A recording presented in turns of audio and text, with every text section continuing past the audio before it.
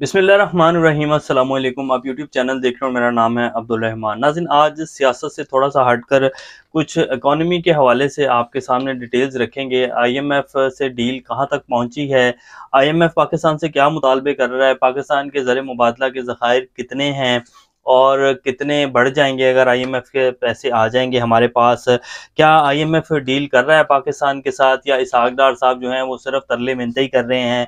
America से भी तरले मिन्नतें करके देख ली है, वहां से भी डील नहीं बन रही है। आईएमएफ ने कौन सा बड़ा मुतालबा जो है वो इसहाक डार साहब के सामने रखा है। एक्सप्रेस न्यूज ने, बल्कि अब पूरा जो मेन स्ट्रीम मीडिया है वो इस बात के ऊपर जो है बड़ी चर्चा कर रहा है कि इसहाक डार साहब ने बड़ा जबरदस्त जवाब दिया है। असल जवाब दिया किस बात के ऊपर है, फिर हमारे जो वज़ीर आज़म साहब हैं उन्होंने भी इस हवाले से कल बात की कि वो क्या बात थी वो आपके सामने रखेंगे। मंजूर पश्तीन जो कि वज़ीरिस्तान से हैं, और अभी हाल ही में जो हमारे आमिर मीर साहब हैं, निगरान वज़ीर इत्तलात हैं, हामिद मीर साहब के भाई हैं, उन्होंने पश्तून बहन भाइयों के ऊपर और खैबर पख्तूनख्वा के ऊपर जो है एक बहुत बड़ा इल्ज़ाम लगाया है और कहा है कि जी केपीके से जो है वो दहशत गर्द आए हुए थे इमरान खान साहब के पास। तो उसको लेकर मंजूर पश्तीन क्या कहते हैं। कल जो हमने आपके सामने रखा था कि जी ड्रोन अटैक हुआ, उसमें 2 मासूम बच्चे जो हैं मारे गए हैं और भी फैमिली के कुछ लोग जो हैं वो शहीद हुए हैं। अब जरताज गुल साहब जो हैं वो उन्होंने ड्रोन अटैक्स के हवाले से खबर क्या कह रही हैं वो भी आपके सामने रखेंगे।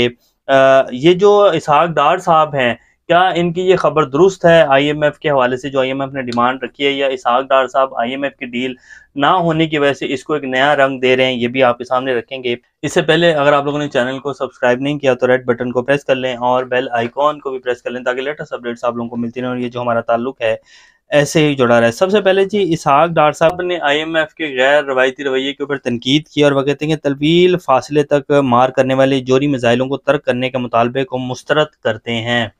अब ये मुतालबा जो है आईएमएफ ने किया है इसहाक डार साहब के बकौल, और किसी को ये बताने का कोई हक नहीं कि पाकिस्तान के पास कितनी रेंज के मिसाइल हो सकते हैं। सेनेट के इजलास में कई ममालिक के सफीरों ने भी शिरकत की और इस मौके पर इसहाक डार ने खिताब के दौरान उन्होंने कहा कि किसी को ये बताने का हक नहीं है कि पाकिस्तान के पास कौन से एटमी हथियार हैं। एक मगरबी मुल्क की तरफ से शाहीन 3 मिसाइल जो कि 2750 किलोमीटर तक का जौहरी वारहेड ले जाने की सलाहियत रखता है, इसको तर्क कर देने का जो है वो देरीना मुतालबा किया गया। ये मिसाइल पूरे भारत और मशरकी वस्ती के कुछ हिस्सों को अपनी लपेट में ले सकता है, कुछ नहीं काफ़ी सारे हिस्सों को लपेट में ले सकता है। शाहीन गोरी मिसाइल पूरे भारत को जो है वो हिट कर सकता है। इसी तरह इसराइल तक इसकी रेंज है, और कौन सा मगरबी मुल्क है वो इसराइल ही है जिसको इस मिसाइल से अब से नहीं बहुत अरसा पहले से डर है, जब से पाकिस्तान ने इसका शानदार तजर्बा किया था। अब ये क्या कहा जा सकता है आईएमएफ की तरफ से। आपको याद होगा थोड़े दिन पहले कुछ महीना 1.5 माह पहले जो है आईएई के जो चीफ हैं, इंटरनेशनल एटॉमिक एनर्जी एसोसिएशन के चीफ, जो कि एक डेलीगेशंस के साथ, अमेरिका के डेलीगेशन के साथ पाकिस्तान को उन्होंने विजिट किया था और फिर उन्होंने पाकिस्तान की एटॉमिक एनर्जी का भी दौरा किया था। ये आईएईए चीफ का पहली दफ़ा पाकिस्तान का दौरा है।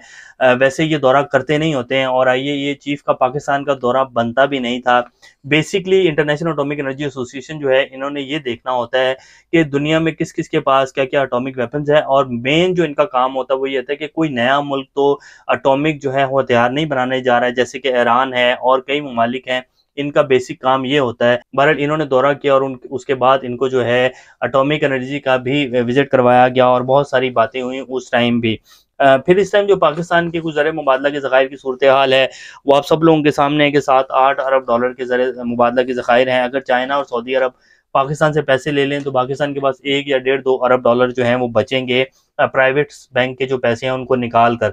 अब पाकिस्तान के जो कर्जे हैं वो भी बहुत ज़्यादा हैं, पाकिस्तान कर्जे नहीं दे पा रहा है। आईएमएफ इसीलिए पाकिस्तान को नया जो कर्जा है उसको रीशेड्यूल नहीं कर रहा है। आईएमएफ कर्जे देगा तो जितने भी बाकी बैंक्स हैं, एशिया तरक्याती बैंक हैं, वो भी कर्जे जो हैं वो देंगे पाकिस्तान को। तो इसलिए अब आईएमएफ जब कर्जे नहीं देगा तो फिर कोई दूसरा जो मुल्क है वो भी पाकिस्तान को कर्जे नहीं देगा। और आईएमएफ क्यों कर्जे नहीं दे रहा है? क्योंकि पाकिस्तान के पास अब इतने जो है पैसे नहीं हैं, ना ही पाकिस्तान की जो ग्रोथ रेट है वो अच्छा है, ना ही पाकिस्तान के आने वाले कुछ सालों तक जो है वो हालात बेहतर होने जा रहे हैं। पाकिस्तान को इस दहाने के ऊपर ला के खड़ा कर दिया है। पाकिस्तान की एक्सपोर्ट जो है वो तबाह हो गई हैं। इंडस्ट्री जितनी भी है पाकिस्तान में उसमें से 80% इंडस्ट्री जो है वो बंद हो गई है।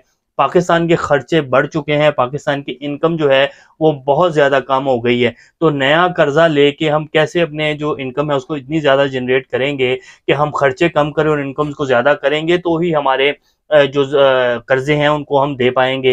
तो ये चीज़ें आईएमएफ को बिल्कुल साफ साफ नज़र आ रही हैं कि अगर हम इनको कर्जा दे भी देते हैं तो भी इनके जो खर्चे हैं वो कम नहीं होंगे, क्योंकि इन्होंने अपने लल्ले तलल्ले तो कम करने नहीं है। और ये वही लोग हैं जिन्होंने पाकिस्तान को इस दहाने के ऊपर ला के खड़ा किया है। फिर आईएमएफ ने बहुत सारी शर्तें ये भी रखी कि जी आप जितनी भी टैक्स डिटेल्स हैं वो सबकी रखें, तमाम ब्यूरोक्रेट्स, तमाम जितने भी बड़े बड़े अफसरान हैं उनकी जो डिटेल्स हैं, उनके असासों की डिटेल्स, उनके जो इंटरनेशनल बैंक अकाउंट्स हैं उनकी डिटेल्स हमारे सामने रखें, वो भी सामने नहीं रखी गई। तो इसलिए आईएमएफ जो है अब इनको डील नहीं दे रहा है। और अब ये इसको नया रंग कैसे दे रहे हैं इसहाक डार साहब कि जी आईएमएफ जो है उन्होंने ये मुतालबा कर दिया है कि पाकिस्तान का जो शाहीन 3 मिसाइल है उसको आप तर्क कर दें, और ये जो है आप इसको तर्क करें, फिर हम आपको पैसे दे देंगे। तो ये मुतालबा आईएमएफ कर नहीं सकता है। आईएमएफ क्या पूरी दुनिया के सामने रुसवा तो नहीं होगा इस तरह की बात करके, और ये बात ढकी छुपी भी नहीं है, इसके ऊपर उनका रद्दमल भी आ जाएगा, क्योंकि अब ये बात जो है वो होने लग गई है। अब इसकी तरदीद जो है वो कुछ सहाफ़ी हज़रात हैं जो कर रहे हैं, और वो क्या कह रहे हैं वो भी आपके सामने रख देते हैं कि ये कैसे बात हुई है और इसको अब कैसे जो है वो कहा जा रहा है। लेकिन ये अब जो है आईएमएफ की तरफ से जब आएगा इसका रिस्पांस आएगा, क्योंकि इसहाक डार साहब ने सेनेट में खड़े होकर ये बात की है। अगर तो इसहाक डार साहब इसको सिर्फ रंग ही दे रहे होंगे तो आईएमएफ की तरदीद आ जाएगी, और अगर ये बात सच्ची है तो इसमें कोई दो राय वाली बात भी नहीं है जी।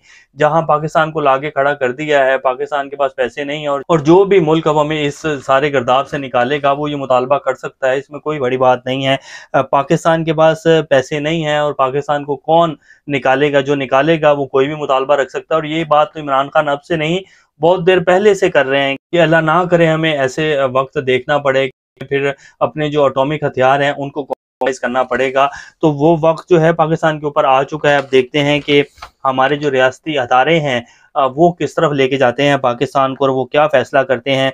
वैसे तो पिछले 10 माह में जिस तरह के फैसले किए गए हैं हमारे अदारों की तरफ से, वो पाकिस्तानी अवाम के सामने ही है कि किस तरह के फैसले किए जा रहे हैं। और जनरल बाजवा साहब जो गुल खिला के गए हैं, हमारे वो आर्मी चीफ थे साहब का, एक बंदे ने पूरे 22 करोड़ का जो मुल्क है उसको तबाही के दाने के ऊपर ला के खड़ा कर दिया है, और चोरों को मुसल्लत करने वाला जो शख्स था वो जनरल बाजवा ही था। और इसकी अब बहुत सारी गवाहियां जो हैं वो आ चुकी हैं, कोई दो राय वाली बात नहीं है। आज मरीम नवाज शरीफ साहब से प्रेस कॉन्फ्रेंस में सवाल किया गया कि जी आप जनरल फैज़ का तो कोर्ट मार्शल की बात कर रही हैं, तो क्या आप जनरल बाजवा साहब की कोर्ट मार्शल की बात भी करेंगी? उनकी भी आपको जो है डिमांड है कि उनका भी कोर्ट मार्शल किया जाए। तो फिर मरीम नवाज शरीफ साहब को वहाँ बात नहीं आ रही थी और वो फिर उस बात को गोलमोल कर गई। अब मीर मोहम्मद अली खान साहब हैं, ये एक सहाफ़ी भी हैं, बड़ी रिनाउंड शख्सियत है। इन्होंने कहा कि जी 6 मुख्तलिफ लोगों से बात हुई है, ये सब ने कहा है कि इसहाक डार झूठ बोल रहा है। आईएमएफ ने न्यूक्लियर हथियारों का जिक्र तक नहीं किया है। रज़ा रबानी का सवाल प्लांटेड था ताकि जवाब दिया जा सके, और आईएमएफ की डील ना होने का मलबा आईएमएफ पर डाले जाने की तैयारी की जा रही है। इसीलिए हमारे वज़ीर-ए-आज़म साहब ने भी कहा कि जी पाकिस्तान के एटॉमिक हथियार जो हैं वो बिल्कुल महफूज हैं। जब 2-3 माह पहले ये बात होना शुरू हुई थी, जब पाकिस्तान डिफ़ॉल्ट 5-6 माह हो चुके हैं सारे डिफ़ॉल्ट की एक बयानी को चलते हुए, डिफ़ॉल्ट पाकिस्तान डिफ़ॉल्ट हो चुका है बेसिकली। ये तो इनके वज़ीर दिफ़ा साहब भी कह चुके हैं कि जी पाकिस्तान डिफ़ॉल्ट हो चुका है, सिर्फ ऐलान नहीं हुआ है। और ये वज़ीर दिफ़ा नहीं और बहुत सारे लोगों ने कह दिए, जो बड़े-बड़े जो इकोनॉमिस्ट हैं उन्होंने भी कहा कि जी पाकिस्तान डिफ़ॉल्ट हो चुका है। तो जब से ये बातें होनी शुरू थी कि जब हमें हमारे जो हथियार हैं, न्यूक्लियर हथियार हैं, उनको कॉम्प्रोमाइज़ करना पड़ेगा, तो तब नहीं वज़ीर-ए-आज़म साहब का ऐसा कोई बयान आया। अब वज़ीर-ए-आज़म साहब का ऐसा क्यों बयान आ रहा है और क्यों ये बयान देना पड़ रहा है? बहरहाल इसकी आईएमएफ की भी जो है वो आ जाएगी तरदीद या तस्दीक आएगी कि क्या ये बात वाक़ई की गई। अगर तो इसहाक डार साहब झूठ बोल रहे होंगे तो उनकी लाज़मी तस्दीक आएगी कि ये बंदा गलत कर रहा है, ये बंदा झूठ बोल रहा है, हम तो इनको डील दे ही नहीं रहे हैं, अब ये हमारे ऊपर झूठे और बेबुनियाद इल्ज़ामात लगा रहे हैं। बहरहाल ये बात जो है खुल जाएगी, छुपी नहीं रहेगी। मंजूर पश्तीन साहब कहते हैं कि सियासत में मुकाबला मजबूत सियासी नज़रियात और बेहतरीन अवामी खिदमात से किया जाता है। सियासी हरीफ के साथ मुकाबले में पख्तूनख्वा को दहशत गर्दी से तशबीह देना काबिल मुज़म्मत है, जो कि आमिर मीर साहब ने दिया है। दहशत गर्दी पख्तूनख्वा की नहीं बल्कि जीएचक्यू की पॉलिसियों की पैदावार है, लिहाजा इसको पख्तूनख्वा से तशबीह ना दी जाए।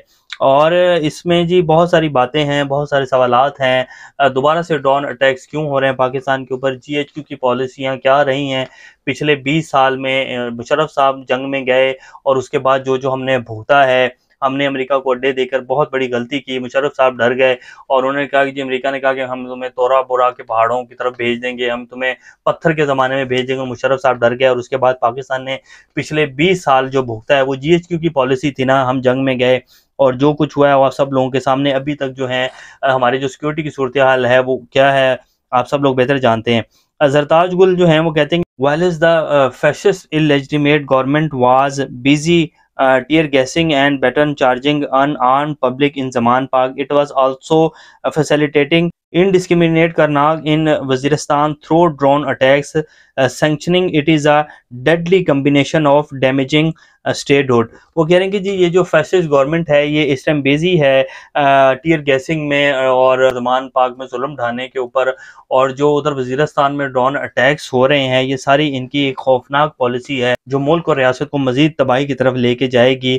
और ये इनकी एक बेसिकली पॉलिसी है इसको शिफ्ट देने की, ताकि आवाम का ध्यान जो है वो ड्रोन अटैक्स की तरफ ना जाए। और ये ड्रोन अटैक्स की जहाँ वजीरस्तान में हुआ है ये वहाँ के कुछ इलाके के लोग हैं जो बाकायदा उठा कर दिखा भी रहे हैं कि ये ड्रोन अटैक्स ही है।